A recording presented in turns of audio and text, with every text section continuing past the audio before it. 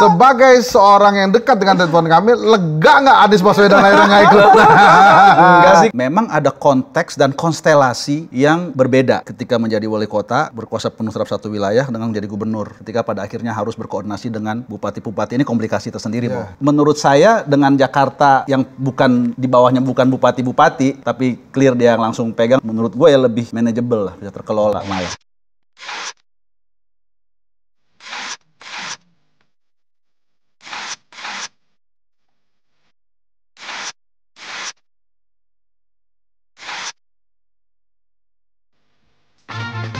Bismillahirrahmanirrahim. Assalamualaikum warahmatullahi wabarakatuh, teman-teman semua. Selamat datang kembali di Berisik. Terima kasih sudah setia. Hari ini pada saat kami syuting Berisik ada sebuah kabar duka. Sahabat kita, guru kita, Bang Faisal Basri Batubara baru saja wafat tadi pagi dini hari. Dan pada saat syuting kita berlangsung belum dikuburin ya, katanya kan habis asar ya, dimakamkan. Jadi ini saya juga perkenalkan tamu kita Pak Rahman, nanti saya perkenalkan lebih jauh, tapi kita bolehlah memberikan kirim doa ya untuk Pak Faisal Basri, semoga amal ibadahnya diterima oleh Allah Subhanahu wa taala. Dan bisa ilmu-ilmu yang ditinggalkan itu bisa terus mewarnai Indonesia, memperbaiki Indonesia dan membuat Indonesia lebih baik lagi. Al-Fatihah untuk Pak Faisal Basri. Al-Fatihah. Indeks demokrasinya tujuan bebas, tujuan membangun sistem infrastruktur ini tidak menghasilkan ya, tujuan azalinya yakni menurunkan transportation cost, sehingga ongkos transport barang di Indonesia tetap mahal dan kita tidak bisa berkompetisi.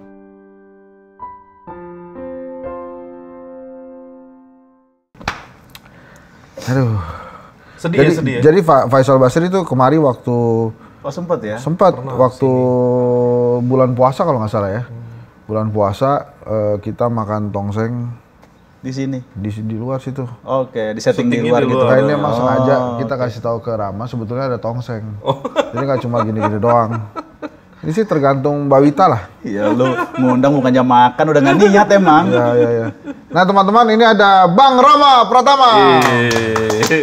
Rama Pratama ini di tahun 98 adalah Danlab semua universitas kalau nggak salah ya, termasuk saya di Universitas Pajajaran juga menyaksikan pesan-pesan kritis dari seorang Rama Pratama dari televisi saat ada arus mahasiswa yang menguasai DPR kemudian berusaha memperbaiki negeri pada tahun 98. Gue lagi botak tuh, baru masuk. Jadi baru masuk lah ya. Bang Rama tuh, wih gila. Angkatan 98? Yoi. Ospek ya? Masuk.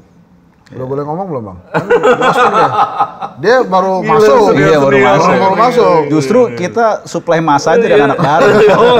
Ya. Kalau yang udah mau lulus susah kan kita ajarin. Gue yang kena tongkat bro, lo enak lo di depan. Sekalian ospek, sekalian kita suruh. Iya bener Ini itu. Bang Rama ini memang punya banyak cerita lah sebagai seorang aktivis di UI. Kemudian pada saat mahasiswa seangkatannya belum ngetop, dia udah ngetop. Yoi. Kemudian sempat merasakan DPR juga ya. Sempat. Sekarang dia sudah beralih profesi jadi atlet bulu tangkis 3-on-3. Jadi Bang Rama ini saya juga ikutan. Ini Mas Imam mau ikutan juga. Jadi ada kalau mau lihat ada di YouTube saya itu. Jadi 3-on-3 biasanya kan ganda ya. Kalau ganda itu kan levelnya olimpiade. Nah, ini kita menuju olimpiade. Kita 3-on-3. Jadi 3 lawan 3. Jangan ketawa dulu, itu juga susah sebetulnya. Apalagi aturan yang paling bikin susah menurut gue, servisnya mesti gantian men, kayak volley jadi gantian tuh.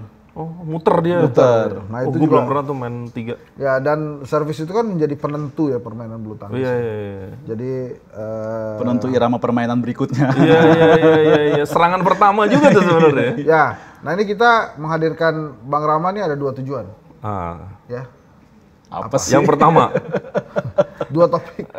Yang pertama, gimana komentar seorang Rama Pratama melihat aksi mahasiswa yang terjadi belakangan ini. 2024 ya? Ya, di 2024 itu. Yang gelombangnya dianggap besar juga. Dayanya sama nggak dengan 98. Kemudian yang kedua tentu saja tentang pilkada. Begini-begini seorang Rama Pratama kan Rama Pratama itu mungkin bisa jadi dia ada darah Tasiknya. Iya. Karena diulang kan. Oh iya. Apa istilahnya namanya tek-tek dung tek ya. Orang Sunda kan. Dulu ada Didin Hapidudin. Yang paling terkenal tentu saja dari mana-mana Ice Juice. Es jus. Apa? Ice juice. Ice Juice itu ada di mana-mana. Nah ini Bang Rama Pratama ini kemarin tertangkap kamera bersama Ridwan Kamil. Iya. Calon Gubernur Jawa Barat. Jakarta. Oh iya. Kalau ini sengaja. Saya ulang. Makanya ini udah umpan lambung. Saya ulang.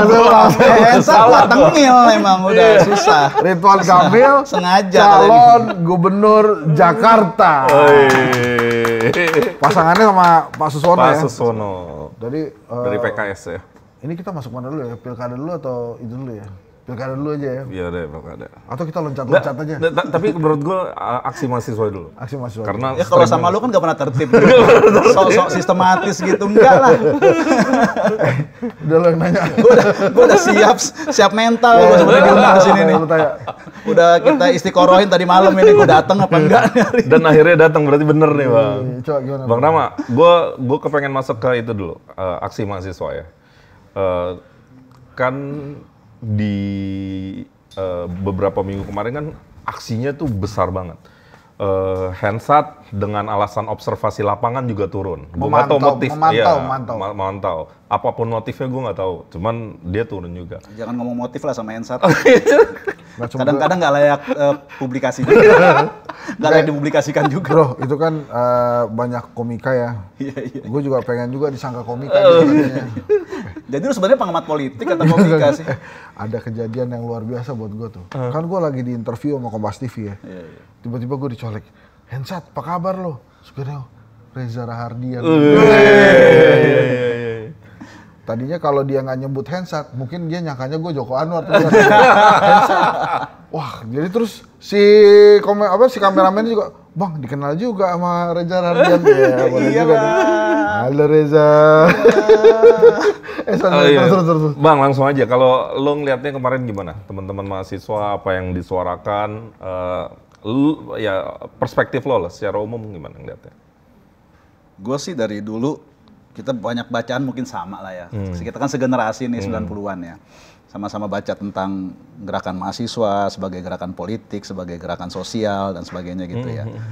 Memang kemestian sejarahnya itu emang seperti itu. Makanya sampai ada kan buku yang bilang dia tuh sampai angkatan kelima disebut. Ada eksekutif, yudikatif, legislatif, pers, dan mahasiswa katanya. Jadi dia pasti akan muncul dalam setiap momen-momen perubahan besar di sebuah negara begitu loh. Makanya sampai dibilang dia menjadi bagian dari 5 angkatan ini gitu kan. Di luar eksekutif, yudikatif, legislatif loh gitu. Hanya saja cuman saya selalu membedakannya, saya apa gue ya enaknya ya? Bebas. ini tergantung lo aja. Kalau mau lebih cute gak? Pakai Rama aja, Rama. Aku gitu ya. Kalau menurut Rama sih. Kok geli ya rasanya? Dia ngebayangin geli sendiri. Ganggu banget sih lo. Gue udah serius lo. Lo parah lo. Kalau menurut Rama. Aduh. Lanjut Bang. Gue selalu membedakannya tuh 2 sebenarnya berdasarkan momentum terkait dengan apa yang dilakukan oleh mahasiswa dalam konteks gerakan perubahan sebagai student protest dan sebagai student movement gitu ya. Karena sebagai student protest itu dia bisa kapan aja karena dia memang sebagai satu generasi yang dibilang kelas menengah juga belum mapan secara ekonomi, makanya disebut kelas menengah intelektual sebenarnya. Karena dia secara pendidikan udah di atas, ya kan? Wajib belajarnya cuma 9 tahun, men. Nah, yang bisa masuk mahasiswa itu kan berapa sih? Katanya di Indonesia ini, gue nggak tahu angkanya ya. Dari yang gue pelajari dulu mungkin 4%, mungkin geser 5%, 6% sekarang. Ya kan? Nah, dari yang sebegitu itulah, kemudian maka dia muncul semacam tanggung jawab moral lah gitu kan. Sehingga dia pasti akan selalu punya kegelisahan intelektual lah. Ya kan? Sehingga dia akan selalu bisa, punya semacam kecenderungan untuk mengkoreksi berbagai hal terkait dengan persoalan-persoalan bangsa begitu, bukan hanya persoalan dia kuliah selesai kapan gitu kan. Walaupun emang kadang-kadang kita kalau demo tuh ya begitu pulang di tegur sama ibu kita kapan lulus, nak, dengkul kita lemes juga kan.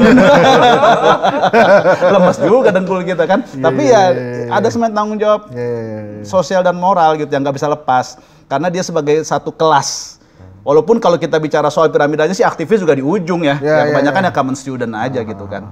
Nah, dia student protes gitu, tapi begitu menjadi student movement, sebuah gerakan, dia biasanya butuh momentum. Nah, momentum itu kan nggak datang. Tapi student protes ini diperlukan sehingga tetap merawat bara api semangat perjuangan dari mahasiswa. Dia akan terus peduli sampai kemudian nanti ketika momentum dia akan siap gitu loh. Nah, itu yang terjadi kan. Kali momentum kan ya ada momentum pemuda apa sih ya kalau di Indonesia nih ya 28 ya kan 66, 78 waktu itu kan di tembok waktu NKKBKK kalau kita lihat sejarah gerakan mahasiswa, terus kemudian juga tahun 98 gitu kan. Dan saya melihat bahwa sebenarnya kemarin itu hampir ada momentumnya sebenarnya untuk menjadi sebuah gerakan. Maksudnya gerakan itu apa sih? Kalau student protes itu kan lokal ya. Kadang ntar ada protes waduk Kedung Ombo, penggusuran apa gitu. Tapi kalau udah gerakan movement itu kan artinya menasional, isunya satu. Itu kan dirasakan tahun 98 kan. Nah, sebenarnya sempat waktu itu misalnya waktu demo KPK tahun 2008 ya kan. Nah, tapi gue melihatnya begini, gue selalu melihatnya positif karena memang itu tugas sejarah, Bos. Ya kan, mahasiswa itu emang harusnya begitu gitu. Di saat tidak ada lagi saluran, ya kan. Waktu itu kan 98 begitu kan, eksekutif, yudikatif, legislatif itu masyarakat udah nyerah lah.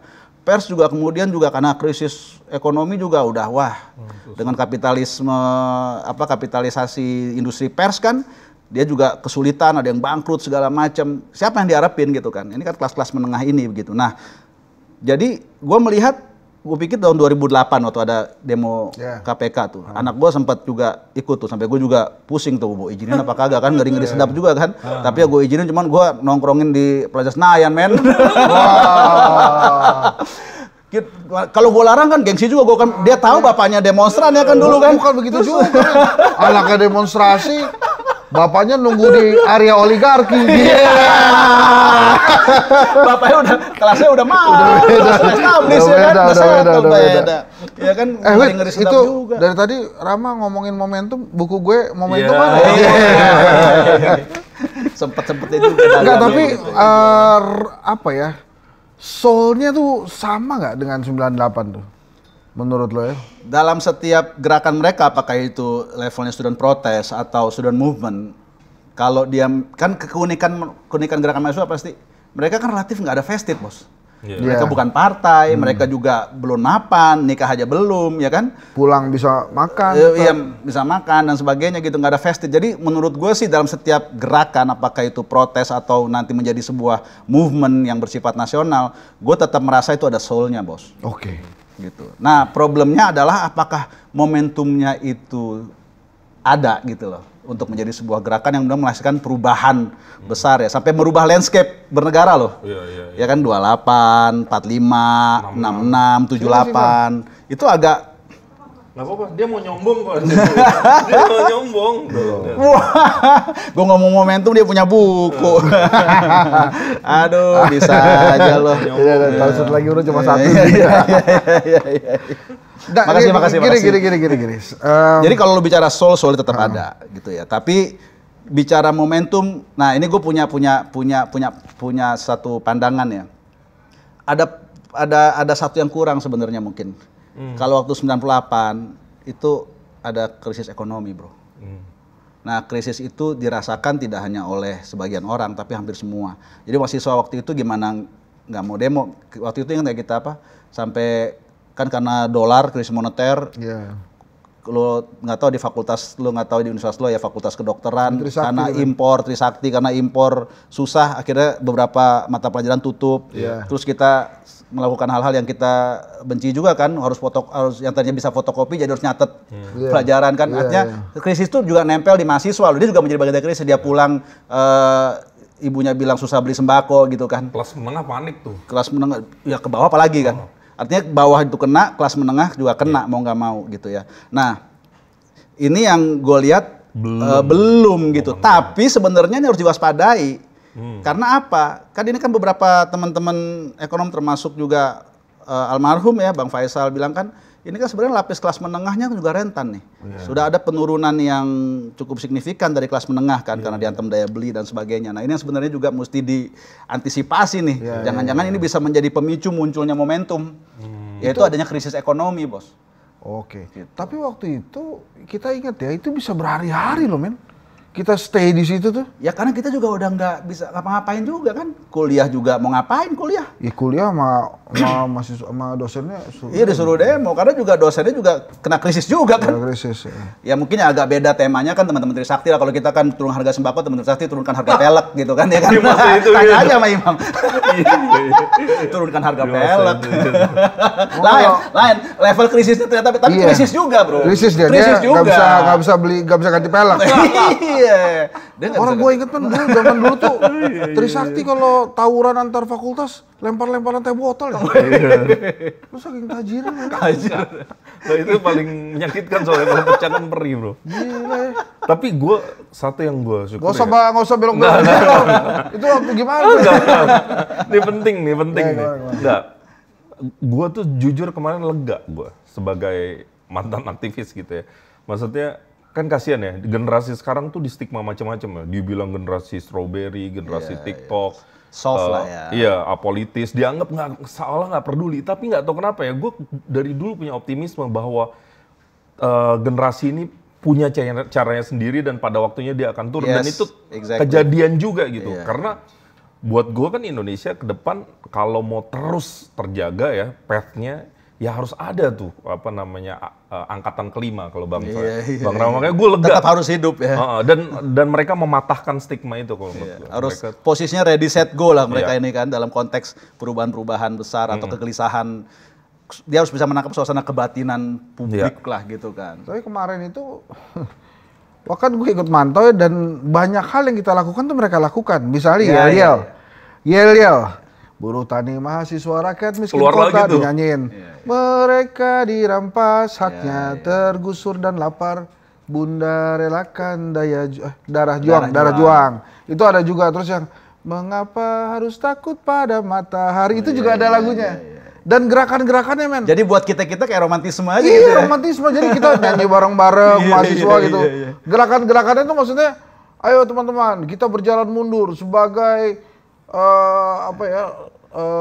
analogi supaya demokrasi mundur. Aksi teatrikalnya sih masih mirip-mirip. Tapi cara mereka mengorganisasi diri beda loh sekarang loh. Beda berbagai fasilitas yang mereka punya ya kan tentu lebih gampang. Zaman dulu kita gimana mau mengorganize. Nah, ini penting nih. Karena misalnya kalau dulu kan ya ingat ya, teman-teman jangan keluar barisan, jaga teman-teman masing-masing. Kalau ini kemarin enggak ada tambahan. Teman-teman jangan keluar barisan, jaga handphone masing-masing. Kita nggak ada zaman dulu. Soalnya penting buat bikin konten mereka gitu. Nggak ada terus gimana bisa tersebar? Itu eksistensi kan. Tapi menurut lo Ram, apakah gerakan mahasiswa ini masih perlu terus ada di Indonesia? Saya rasa dengan situasi kondisi Indonesia yang secara institusional dan struktural belum mapan, dia masih tetap diperlukan. Oke. Itu menurut gue sih begitu ya. Jadi kita persilakan tetap lah ya. Terperlukan dan tetap relevan. Iya. Ya kan. Memang akhirnya gini bos, beberapa sejarah tentang gerakan mahasiswa kan kalau di tempat gini maksudnya, kalau negara yang sudah mapan secara institusional baik politik maupun ekonomi, semua kan ada salurannya, semua lewat partai ya kan. Makanya kan kayak Bill Clinton jadi pemuda Partai Demokrat, terus pemuda Partai Republik, karena memang salurannya jelas partai dan itu sudah mekanisme sudah berjalan. Nah, di tengah kondisi yang belum mapan secara institusional harus kita akui dong. Di tengah yang belum mapan secara struktural, nah saya rasa ini tetap diperlukan. Ada satu angkatan kelima yang terbebas dari itu semua, nggak ada vested dan sebagainya, dan sehingga bisa genuine menyuarakan. Berarti jangan sumbatan itu terjadi ya. Akhirnya mereka merasa harus turun lagi karena dia ngomong kemana-mana kayak dalam setiap momentumnya kan begitu ya, dalam waktu pasca 98 yang menurut gua agak besar sih 2008 yang KPK ya. Iya, KPK. Kemarin sih menurut gua oke juga tuh gede, tapi kan kita sering demo ya, jadi kan kita hafal gitu men. begitu udah sore-sore tuh jam 4:30 udah mulai banyak orang datang kan. Ada yang kerja tapi macam-macam tuh kostumnya kan. Tapi mereka baru pada datang tuh. Iya. Anak CBD banyak tuh kemarin. Teman-teman gue bisikin, ini kelihatannya kita pulang aja nih. Ini bisa rusuh kalau mereka datangnya baru hari gini kan kita paham ya. Begitu gelap tuh kita harus pulang kan. Gelap tuh kita harus pulang, harus bubar. Kalau enggak ntar banyak penyusup di situ. Oke, bro, ada pertanyaan lagi? Gue udah, dan gue seneng Bang Rama juga tadi kasih komentar soal itu. Sekarang kita ke Jakarta nih, yang lagi rame kan. Bro, itu kemarin kan lo deket ya sama Ridwan Kamil ya. Gue sih seneng ada sosok Ridwan Kamil menjadi gubernur Jakarta, ada Pram jadi gubernur Jakarta. Dan karena orang dengan portofolio. Ya. Iya kan, bukan cek kosong kan. Ridwan Kamil kita enak gitu, ngomongin jejaknya udah ada. Itu dari 6 peserta ya di Pilkada Jakarta. Gue jadi agak serius ya sekarang. Itu kalau yang tadi soal gerakan mahasiswa sih, gue lupa juga 30 tahun bos. Itu ya, di antara 6 kontestan, itu rata-rata tuh sudah pernah jadi tamu di sini, men. Darmo Pangrengkun aja sih. Darmo juga di situ ya? Darmo di Pak Helmi pernah berkali-kali. Ya. Nah itu namanya kapan-kapan Ridwan Kamil kesini lah. Itu gimana ceritanya seorang Rama Pratama bisa bersama Ridwan Kamil? Ini kan gue tuh bilang ya, gue susah jawabnya. Gue nge-X nih. Enggak sih, kalau yang ini sih nggak susah sih. Gue nge-X ya, gue bilang Kang Emil sebaiknya ganti aja, jangan Bang Emil, karena udah Kang Emil itu kan udah trademark. Gue sih bilang asa susah gitu kita nyebutnya jadi Bang Emil, gimana kalau Bang RK gitu. Iya juga. Kira-kira gitu. Jadi jangan Kang Emil juga kan udah masuk Jakarta. Tapi kembali pertanyaan tadi itu ceritanya ya, ntar gue sampaikan lah. Lo bersama Kang Emil tuh. Ya kalau itu sih sederhana aja ya, karena gue ya pernah ada kedekatan juga dengan teman-teman timnya lah gitu kan. Kan timnya juga nih teman-teman aktivis juga, bro. Oh, iyalah. Gitu. Iya, gue tahu tuh. Gue tahu tuh. Aktivis. Dan pertama memang ada hubungan, tapi yang kedua juga kenapa jatuh pilihan itu kan karena ada preferensi subjektif ya. Karena gue juga melihat dia orang yang asik, humble. Gimana sih men? Ada nyundaan-nyundaannya gitu men? Iya kan? Orang-orang Sunda tuh kan apa aja dibuat serius pun juga tapi nyantai gitu kan? Iya kan? Anjing gitu. Nih, tuh. Ridwan Kamil soal Persija, tak mau politisasi sepak bola, akan segera bertemu di Jakmania. Nah, itu jangan tuh. Ini seru nih bos ya. Nah, iya. Gue kebayangnya nih kalau kemarin tuh sempet aja Anies Baswedan di Bogor. Ini pilkada jadi cobaan berat buat Jakmania sama Viking bos. Seru kan? Ternyata jadi cobaan berat bos. Ini dia udah mancing-mancing bro. Dia udah nyebut nama sahabat deket lo itu kan, Anies Baswedan. Kita langsung masuk ke pertanyaan selanjutnya. Sebagai seorang yang dekat dengan Ridwan Kamil, lega nggak Anies Baswedan akhirnya nggak ikut? Enggak sih, kalau kita sih kalau menurut gue ya, begitu ya kalau dari sudut POV ya, point of view, sudut pandangnya RK ya, Bang Emil sebagai pengantin kandidat, once dia dideklarasikan, gue rasa posisinya siap bertempur dengan siapa aja dalam kondisi apa. Jadi kalau Anies masuk pun deg-degan ada lah. Ya bahkan Anies nggak masuk pun sekarang juga kalau deg-degan sih ya deg-degan aja. Maksud gue ya ini kan bagian dari pertarungan ya. Ya kita sama aktivis tahu lah kan ya, kalau udah pertarungan kita jalanin aja. Siapa sekarang lawan terberat nih dengan yang ada nih? Mas Pram, Darmo Pangrengkun. Kalau dilihat dari adalah beberapa wawancara Bang Emil juga ya. Kalau dia sih tidak pernah menganggap remeh siapapun ya. Karena buat dia misalnya dia akui Mas Pram juga senior yang juga pengalamannya kelas berat gitu kan. Sementara dia mungkin ada beberapa pengalaman Mas Pram yang dia belum sempat tempati gitu kan. Terus juga terkait Dharma juga dia bilang ini juga bintang 3 jarang-jarang loh. Bintang 3 itu kan juga mulai proses prestasi yang juga menurutnya nggak mudah begitu kan. Dan artinya kalau udah bertempur begini sih kita sih nggak nganggap remeh siapapun lawan, kita akan hadapi dengan serius lah. Kita kesannya gue juru bicara. Enggak loh, gue gabung tipis-tipis aja loh. Gue gabung tipis-tipis aja loh, karena gue juga orang yang santai aja dulu yang pernah di stigma juru bicara Anies santai, di stigma. Nggak santai juga sih, karena harus klarifikasi bos, berarti nggak santai bos, deg-degan juga. Nggak ikut-ikut saya. Kalau udah klarifikasi sih nggak santai bro.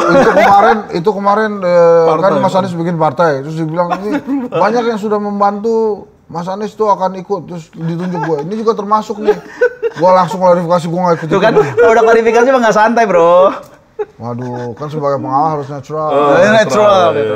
Bro, itu kan kemarin Kang Emil bareng Fauji Bowo ya. Fauji Bowo kan juga mantan gubernur yang luar biasa tuh. Terus belajar kerak telur tuh. Itu gimana sih ceritanya, Fauji Bowo ntar masuk ke tim pemenangan atau gimana? Ya kalau soal kerak telur sih ya, ini kan gimmick kampanye lah buat juga calon. Kalau perlu masuk gorong-gorong, bro. Tampaknya udah nakal nih. Tampaknya mulai tengah. Gue suka khawatir kalau mentang-mentang Pak Mulyono tuh udah mulai pudar, dia berani tuh jemput-jemput gorong-gorong. Ini netral statement aja. Namanya kampanye, bro. Tapi satu hal ya, kalau gue lihat ya, apapun yang dilakukan Kemil, gue melihat genuine. Ya, emang dia begitu gitu. Kemarin kan dia punya ide perumahan ngangkang tuh. Di atas sungai ya? Di atas jalan. Di atas jalan, di atas sungai. Itu di atas jalan maksudnya gimana sih, bro? Ya kan ini gedung sama gedung nih jalan, dia buat gini nyambung gitu. Oh, iya yang makanya disebutnya ngangkang. Kalau kita ngobrol sama arsitek kan perlu banyak imajinasi, bos. Karena ini otak kanan apa kiri kandak otaknya ini kan. Tapi Kang Emil sih kalau mau jadi gubernur di Jakarta itu secara perhitungannya pas. Karena kan dia udah pernah perhitungan apa nih, primbon? Enggak, dia kan satu periode di Jawa Barat. Nah, ini mungkin satu periode di Jakarta karena di Jakarta gubernur-gubernur cuma bisa satu periode, men. Iya. Suka atau tidak suka, Anies Baswedan mengamini mitos lagi. Fauji Bowo cuma satu periode. Sutioso satu. Enggak pernah ada yang bukan Sutioso itu kan zaman belum pemilihan langsung. Sejak pemilihan langsung. Zaman Foke. Iya, jadi pemilihan langsung tuh gubernur-gubernur cuma bisa satu periode. Dan satu lagi menurut gue pesenin ke Kang Emil ya. Kalau nanti di survei jangan nomor 1, men, karena biasanya yang dia di nomor 1 di survei itu kalah, men. Iya. Basuki Cahayapurnama kalah, Foke kalah. Jadi kalau survei ya maksud gue gini yang loh. Yang sedang-sedang saja ya. Iya, santai aja. Jadi pergerakan tuh lebih baik di bawah tanah supaya jangan nomor 1 surveinya. Nah, kalau bisa di kedai kopi. Iya, bro. udah mau kok, tinggal atur teknisnya aja. Itu kalau lo buka website KPU, lembaga survei kedai kopi itu nomor 1. Tetap jualan dia. Nggak tahan deh, gue nggak mau ngomongin jualan dah. Kalau udah gitu gue nggak mau bantah. Tuh lagi tuh, soal jadi tim ses di Pilgub Jakarta, Foke, saya sudah pensiun, sudah nggak pantas. Iya. Gue rasa kemarin Bang Foke nih nemuin para paslon tuh dalam konteks juga yang dituakan lah. Dituakan di Betawi juga kan. Iya. Bro, ini kan gosipnya kalau Pramono Anung Rano Karno ketua tim pemenangannya tuh Cak Lontong.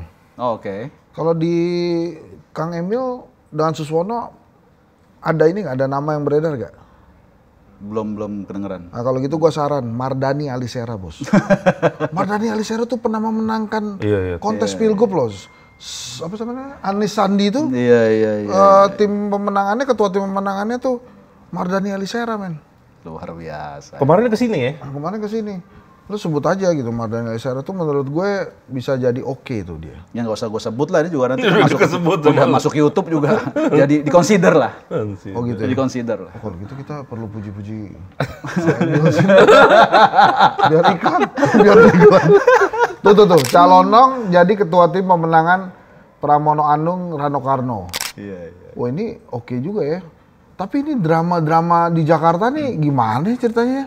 Tiba-tiba bisa. Ini kalau gue ya, secara akal sehat gue nih, harusnya Rano Karno, Pramono Anung, men. Ranonya yang jadi gubernur gitu. Sehingga sama Kang Emil yang juga punya popularitas tuh ada lawan lah di ini, tanpa mengecilkan Pramono Anung ya. Tapi kan Rano Karno tuh lebih dikenal lah ya dengan kalau konteks kepopuleran ya. Dengan populernya itu. Gitu. Ayo bro, tanya lagi bro. Gue kepengen nanya ini. Jakarta pasti bukan Jawa Barat ya.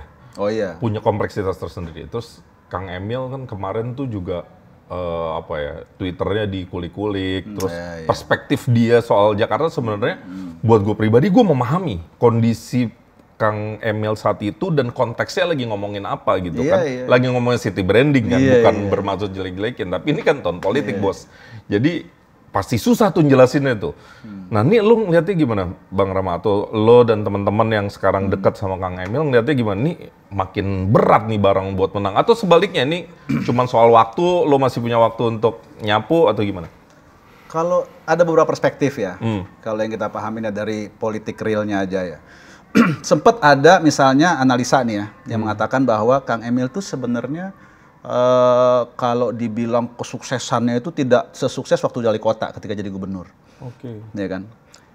Nah, gue melihat begini, memang ada konteks dan konstelasi yang berbeda ketika menjadi wali kota, berkuasa penuh terhadap satu wilayah dengan menjadi gubernur. Ketika pada akhirnya harus berkoordinasi dengan bupati-bupati, ini komplikasi tersendiri, Bro. Ya kan? Nah, itu yang sempat dijadikan analisa lah begitu. Nah, tapi di Jakarta menurut saya, apalagi dengan berbagai peristiwa politik yang pada akhirnya mengerucut pada situasi saat ini, di mana dia bisa mendapatkan dukungan penuh parlemen, artinya representasi dari pengambil kebijakan di Jakarta, terus juga dia menjadi satu-satunya figur yang kemudian merepresentasikan juga kedekatan secara psikologis dengan presiden terpilih, ya kan? Nah, menurut saya dengan Jakarta yang bukan di bawahnya bukan bupati-bupati, ya kan? Tapi clear dia yang langsung pegang, dan apalagi nanti ada menjadi aglomerasi yang juga nanti kemungkinan akan diserahkan kepada gubernur terpilih nantinya begitu. Nah, menurut saya ini menurut gue ya lebih manageable lah, bisa terkelola malah. Dengan pengalaman tadi, dengan satu kekuatan sisi teknokratisnya Bang Emil ya kan, sebagai urban planner ya. Kalau ininya kan arsitek, tapi kemudian ketika dia belajar urban planning juga, ini kan artinya tentang ya tadi itu yang lo bilang city branding, terus kemudian bagaimana dia melakukan tata kota dan lain sebagainya. Ini imajinasinya tuh sih sudah kemana-mana lah begitu ya, ketika dia memang harus ditugaskan di Jakarta begitu. Oke. Benar nggak desas-desus yang mengatakan bahwa Ridwan Kamil ini bersiap untuk maju di Pilpres 2029? Gue sih nggak mau berandai-andai ya. Karena gue juga bukan dalam posisi untuk menjawab pertanyaan itu. Mungkin nanti kalau Bang Emil lo undang deh, ya. Gue nggak terpancing kan sama ketengiran lo. Gue nggak terpancing kan. Selamat. Gue udah biasa lah ngadepin wartawan kayak gini. Dari yang serius sampai yang tengil udah kita nggak terpancing. Satu lagi nih bro, mana yang seorang Rama Pratama pilih? Ditugaskan sebagai wali kota atau komisaris BUMD? Ini soalnya di Jakarta katanya bisa bro, ditugasin. Bisa ya, bukannya ASN? Enggak, iya kan, ini kan baru karena nih. Baru ya. Jangan begitulah, ini kan lagi musim berubah-berubah peraturannya. Kayaknya tiba-tiba wali kota bisa ditunjuk oleh gubernur. Ini bro, gue ini kan sekarang kan udah mengambil peran teknokratis. Oh itu dia, benar. Ya kan, yang bisa gue lakukan adalah membekali diri dengan kompetensi. Iya. Nah kalau soal nanti ada di mana, gue siap ditempatkan di mana. Semoga didengar sama Kang Emil. Gini. Satu lagi dari gue ntar lo ya. Abis ini gue pengen nanya ke lo juga soalnya. Ini nih. Kata tadi terakhir. Ada aja lo kan lo orang Depok ya. Apa sih kok sekarang kok jadi agak panas gitu antara Imam Hartono dengan Sufyan Suri itu gimana tuh ceritanya? Yang mana gue tahu, enggak kan lu di Depok masa nggak tahu? Nggak tahu, gue nggak ngurusin Depok. Oh lo sangat ya ada sangat fokus gue orangnya. Fokus dan gue merasa gue hanya melakukan sesuatu yang memang ada dalam rentang kendali gue. Ngapain bos memenuhi file di otak lu dengan hal-hal yang mungkin lu juga nggak bisa melakukan apa-apa. Jadi gue nggak mau kejebak gosip. Iya. Betul. Gue mau kejebak gosip. Gue sebenarnya ini bang, ini gue ke Bang Rama dan ke Hensat juga nih. Siap. Iya sekali dia juga deh. Iya benar. Gue nih. Nggak, gue pengen nanya gini.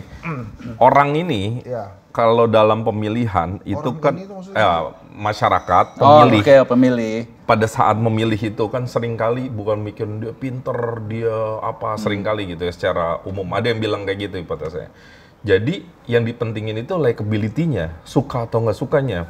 Nah, maksud gue gini, ini kan sentimen negatif ke Kang Emil masih lumayan deras nih. Ya apalagi di masa politik ini pasti ada yang memfabrikasi, ada yang berjalan secara organik dan seterusnya. Nah, gue tadi sebenarnya udah nanya ke Bang Rama dengan cara bertanya yang lain. Sekarang gue kepengen ke lo. Tapi gue juga bisa ngejawab sih kalau pertanyaannya gitu doang. Iya. lo boleh jawab juga bang. Maksud gue gini, kan Bang Emil cerita ya gimana cara memenangkan Pak Prabowo di Jawa Barat. Yes. Ya kan? Ya karena pemilihnya itu menengah ke bawah rata-rata, tukang cilok dan seterusnya, makanya pola kampanyenya adalah senang-senang dan seterusnya. Sehingga orang menyukai Pak Prabowo dan akhirnya memilih. Kegemoyannya itu ya. Dan kegemoyannya itu. Nah, tapi maksud gue, kalau balik ke Jakarta, orang Jakarta kan lebih rasional. Yes. Dan di satu sisi sekarang arus informasi negatifnya masih banyak ke Kang Emil. Walaupun tentu tim akan bekerja ya. Tapi lu sempet nggak nih 2,5 bulan nyapu gituan gitu? Itu gue khawatir aja. Jadi orang menang lawan Kang Emil, bukan Kang Emil nggak pinter, nggak bagus. Tapi karena dia kurang disukai aja sama masyarakat Jakarta, ini yang gue... Sebagai bagian dari... Bro? Thank you for your concern. Iya. Ternyata lu peduli juga ya? Iya dong, gue nyoblos nih. Catet. Gue nyoblos nih di selatan tuh. Jadi gimana bro? Enggak. Kalau belajar, ini kan katanya pengamat politik, tahu teori politik, kan ada, kita kenal kita sempat mengidentifikasi ada 8 logika pemilih massa. Oke. Ya kan? Ada yang karena ideologi, ada yang karena pragmatis, ada yang karena kedekatan, ada yang karena pertemanan, ada banyak lah gitu kan. Ada yang memang karena logika kampanye. Jadi pokoknya nanti dia lihat mana yang meriah, gue ikut aja deh. Beragam gitu, dan ini harus diidentifikasi oleh tim kan pada akhirnya untuk kemudian membuat konten-konten yang nanti menyasar ke setiap 8 logika pemilih masa itu begitu loh. Ya, ini akan jadi kerjaan kampanye lah harusnya kan ya. Dan pada akhirnya setiap konten itu akan menyasar, akan ada konten-konten yang walaupun kemarin mungkin dominannya misalnya santai, tapi kan harus dipersiapkan juga untuk mereka yang misalnya intelektual gitu kan. Analogika pemilihannya adalah siapa yang paling keren nih kalau pas debat misalnya gitu, atau yang konsepnya paling bagus, yang rasional. Ya, itu diidentifikasi berapa gitu kan.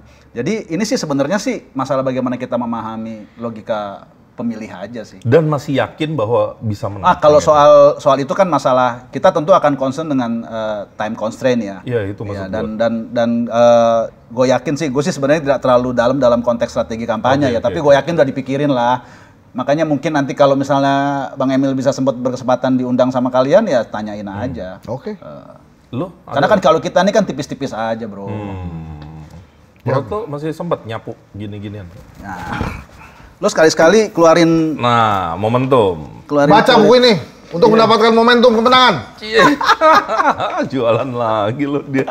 Sempet langsung. Itulah ya, tapi dikasih dong, apa dong ininya? Enggak usah, suruh baca aja. Pelit banget sih. Ini kelas menengah juga ada mulai susah beli buku. Toko buku terdekat ada di online dan tentu saja Budibio tuh masih nggak lo? Kan kalau dulu beli karcis tuh udah nggak ada, lo 90-an banget lo Budibio bener. Nggak tahu ya, gue perasaan nggak kayak gitu sekarang di tiket konser. Udah dengan online semua begitu rata-rata sih. Oke, itu tadi teman-teman. Jangan lupa nanti hari Selasa ada pertandingan antara Indonesia versus Australia di GBK. Pertandingan kelanjutan Piala Dunia, men. Yang Indonesia Arab? Indonesia Arab di Arab. Jumat malam ya? Ini random banget ya emang ya? Iya. Kan yang penting berisik kan? Berisik. Oh berisik ya? Random banget gitu. Baru aja intinya. Gue baru ngomong ini kesini. Kalau lo mau teratur. Gue jadi agak loncat-loncat untuk ngikutin.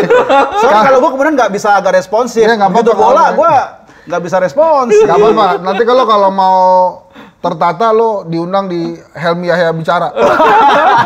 Salam ya buat Bang Helmi ya. Iya, insyaallah disalamin. Ini bosnya nih bro. Gue kalau dengar kata Helmi langsung dia agak langsung ngerapin. Iya. Siap. Kalau di sini tuh kan. Pernah digaji soalnya. Iya.